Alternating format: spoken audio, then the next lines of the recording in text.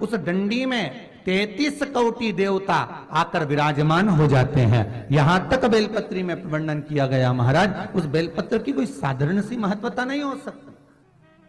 आपको पहले भी कहा, आज फिर कहते हैं, 11 वर्ष तक प्रतिदिन अगर कोई व्यक्ति एक बेलपत्र शंकर पर चढ़ी हुई प्रतिदिन खा ले, उसके मुख से निकली हुई वाणी कभी मिथ्या नहीं हो सकती। अच्छे से अच्छा जोगी, सन्यासी, तपस्वी, साधक, उपासक भी उसके आगे फीका हो जाता है, क्योंकि उसकी वाणी निष्फल हो ही नहीं सकती। जो उसने कह दिया तो वो पत्थर की रकील होगा। शंकर पर चढ़ी हुई एक बेलपत्र अगर प्रतिदिन बस 11 वर्ष तक खाना है, आप खाइए, पर नागा नहीं होना चाहिए, छूटना नहीं चाहिए। एक समय, एक नक्षत्र, अर्थात आप अगर सुबह 7 बजे खा रहे हो तो सुबह 7 बजे ही खाना होगा, 8 बजे खा रहे हो तो 8 बजे ही खाना होगा, पर एक दिन में एक बेलपत्र शंकर पर चढ़ी हुई प्रतिदिन खाना है, वो बिना नागे 11 वर्ष।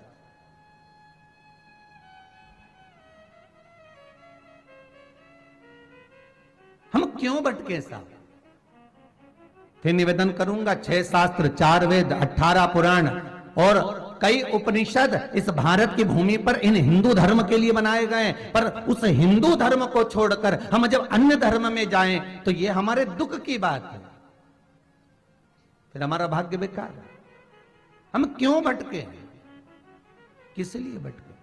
जब उसके भीतर सर्वाधिक सब कुछ ही विराजमान हो, सब उसी के भीतर विराजित हो, फिर क्यों भटका जाए? हम किस लिए भटक रहे हैं?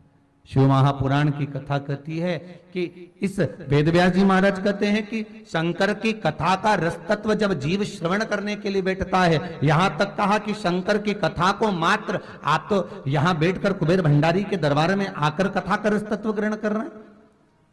कई लोग जो टीवी पर कथा श्रवण कर रहे हैं उनके लिए भी कहेंगे, जो मोबाइल पर कथा श्रवण कर रहे हैं या किसी अन्य के मुखाग्रविंद से किसी ने सुना, किसी ने मोबाइल पर, यूट्यूब पर, फेसबुक पर देखा, उसने आपसे कहा, अर्थात हम किसी के मुखाग्रविंद से भी अगर श्रवण कर रहे हैं, किसी के माध्यम से, किसी कारणवश हम श्रवण कर रहे हैं उस कथा का रस तत्व, तो ये जानना कि हमारे पूर्वजों के पुण्य का जो घड़ा भराता है, तब जाकर जीवन में एक बार शिव महापुराण की कथा कोई करवा पाता है, श्रवण कर पाता है और अपने जीवन को सार्थक बना पाता है।